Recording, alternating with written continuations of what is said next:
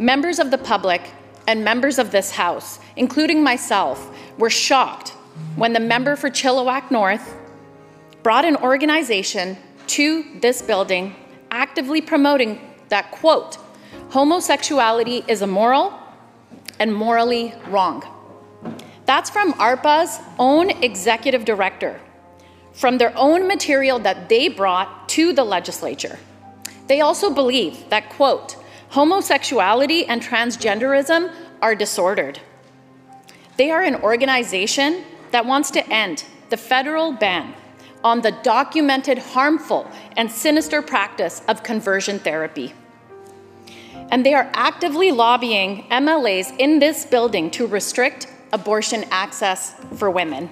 I find it astounding, shocking, and hurtful that these issues are being brought back into this building by the opposition and are even a matter of debate.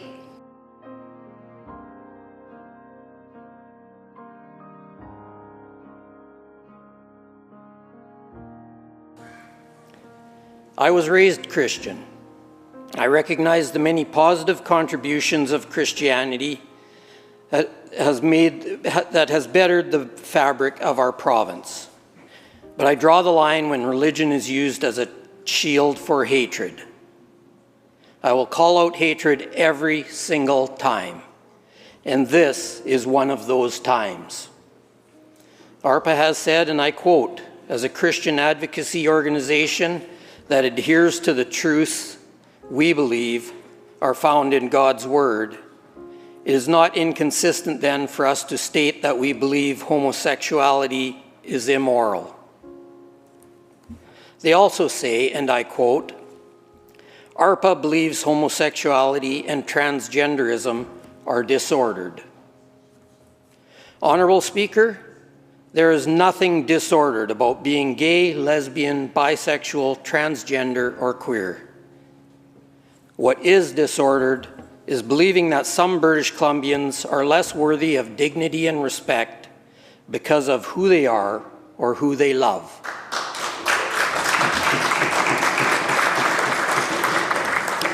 That is not faith, that is prejudice. And prejudice, when cloaked in religious language, does not become righteous. It remains harmful, it remains hateful, and it has no place in the values of our province. This is why this motion is so important. It is not an attack on faith or on anyone's personal beliefs.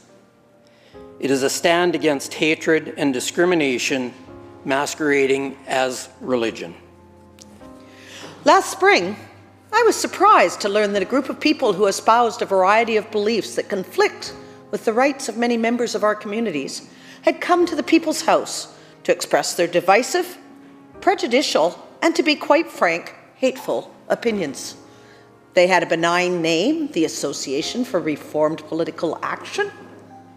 However, their apparent goal was to influence government policy in a variety of ways, to encourage policy creation that was focused on diminishing the rights of women and members of our LGBTQS+ groups.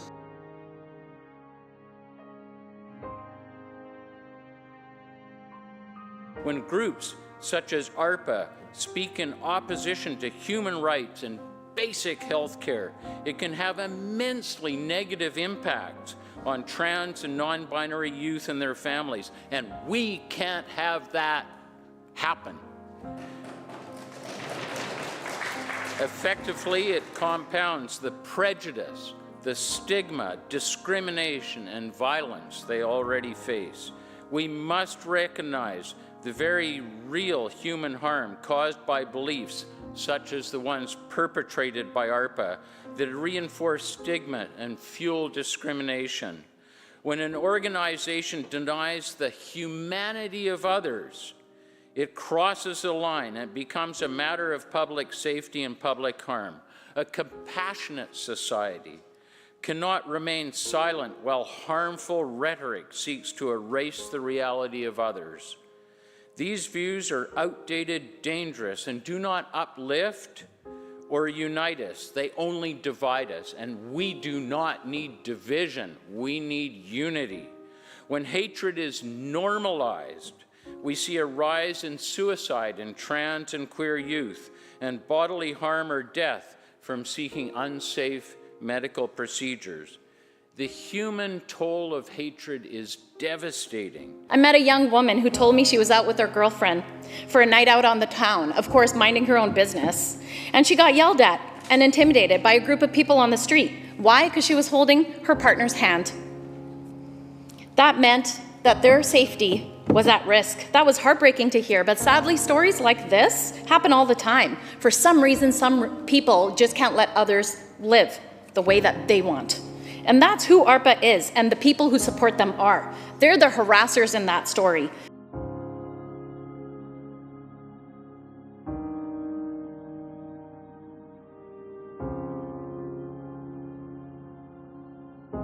I want to be very clear with this House.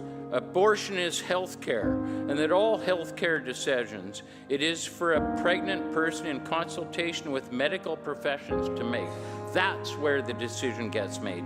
It is most certainly not a decision that lobby groups nor members of this House should be anywhere near.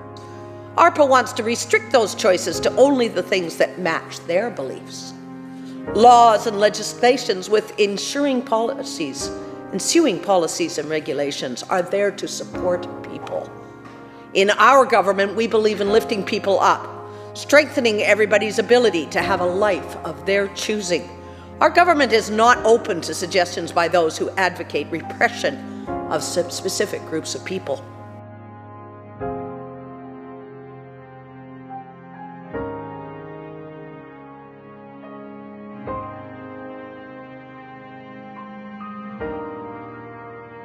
People who work in this building, the British Columbians and tourists who come to see this space, people conducting meetings and business, all have the right to go about their day without encountering people espousing hate.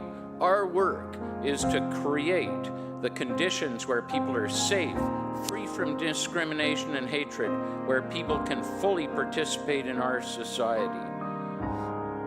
We need to renew our commitment to fighting for inclusion and equity across our province and in every aspect of our society.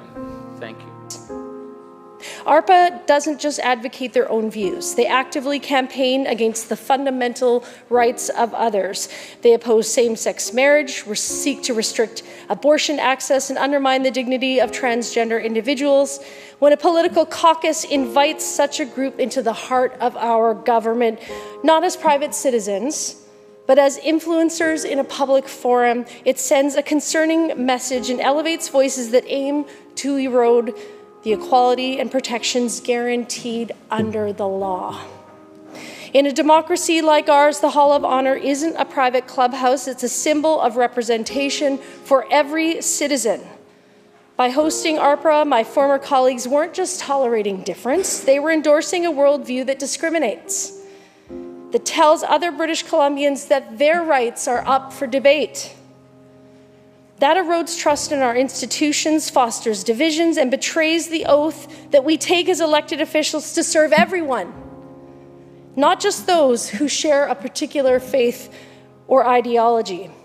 As elected officials, we must uphold the balance to protect religious freedoms, fiercely guarding against any encroachment on others' rights.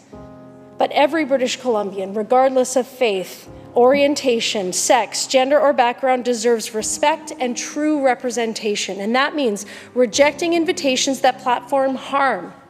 Because when we don't, we weaken the fabric of our society.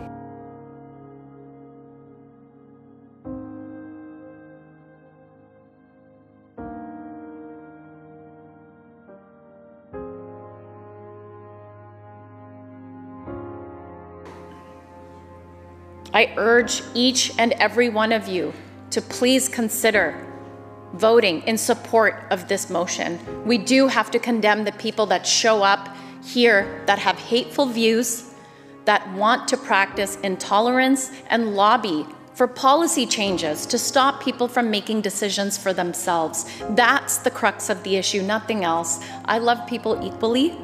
I don't stand for any discrimination of a particular group. because of their views, and especially legislating that into policy. It's why the Canadian Charter of Rights changed in 2005, and human rights were enshrined into policy. That's the reason. Thank you very much.